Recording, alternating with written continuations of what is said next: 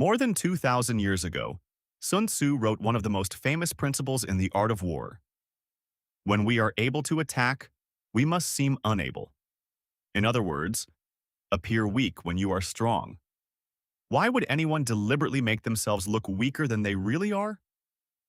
Because your enemy makes decisions based on what he believes to be true. Imagine two armies facing each other. One commander has fresh soldiers, hidden reserves, and supplies enough for a long campaign.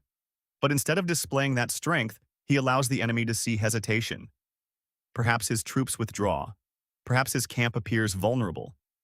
Perhaps he refuses an opportunity to attack.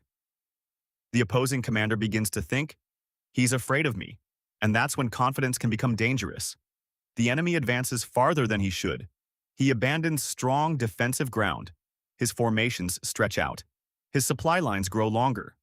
Eventually, he commits himself completely. Only then does he discover that the weakness he saw was an illusion.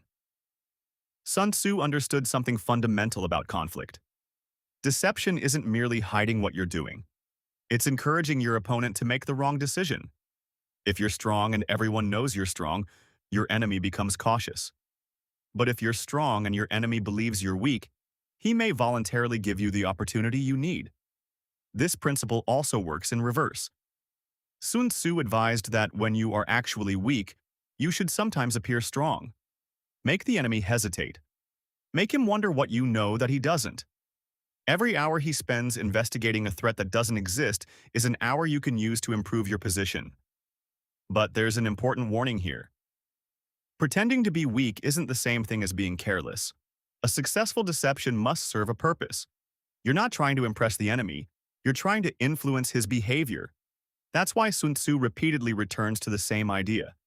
Control what your opponent believes, and you can influence what your opponent does. The lesson reaches far beyond ancient battlefields.